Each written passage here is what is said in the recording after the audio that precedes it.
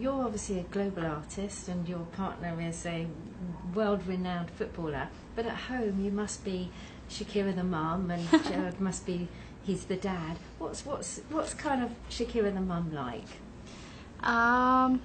Well, I am a little bit of a tiger mom. Speaking of which, I like to teach him.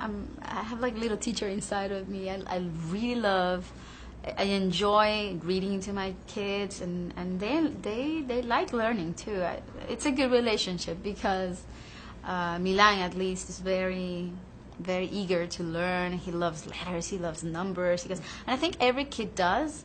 If you present it to them as a game, if you present it with joy and they feel that that the time that they're learning, they're also sharing with their parents, and because they feel important and they feel valued because you're dedicating all that time to them. So I'm pretty devoted to them, their education. Like I say, I also rely on research and a lot of research. I like to find out what are the best ways of stimulating my children and also dealing with whatever difficulties and obstacles I might encounter in the process of being a mother every day. And I also like to give him lots of love, and very touchy and hug him and kiss him to death.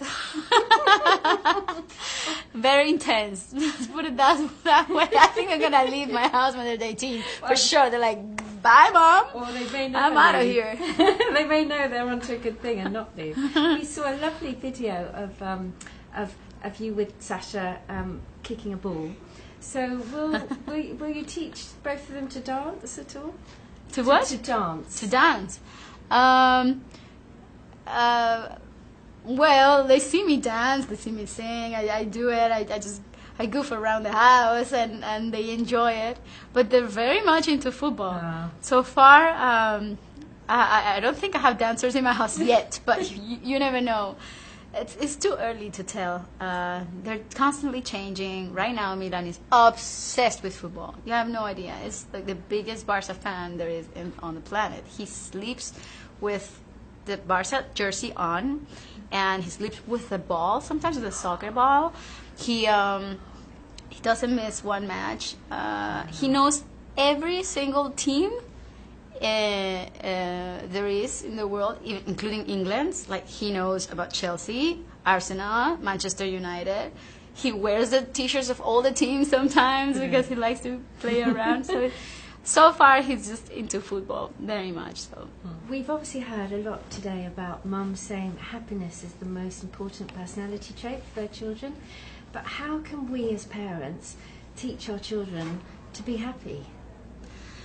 Well, it's something I'm learning as I go because I'm new at this, relatively new as a mom. But I can tell you, it's the most difficult job I've ever had. I also want the happiness for my kids. I also want them to be responsible, and I want them to be socially conscious, and I want so many things for them. But happiness is without a doubt my number one priority. I think the mother of happiness is love. It really is. So that's the question I ask myself every morning when I wake up. Am I making my kids feel loved? And I'm sure everything I do for them, I do out of love, but not always it comes across that way for the little minds, I want to make it clear. I want them to count on that love to make their minds really strong and healthy, and to help them develop with this sense of confidence and security. Love is the most important thing, of course. And you talk about how you keep learning as a parent. Today we've heard about mums all across the world and their different attitudes and things that they do. Is there anything you've heard today that you'll take away and it would actually change the way that you bring up your boys? Of course, I always learn from other moms. I learn from the research that I stumble across. I'm restless in that sense. I'm always trying to find answers to my questions because it's not easy. And that's why we also launching this app, because I feel like And it's great that you're a parenting website too, because it's so important. I think women out there need support, and so the more support they get, the better for the children and their future.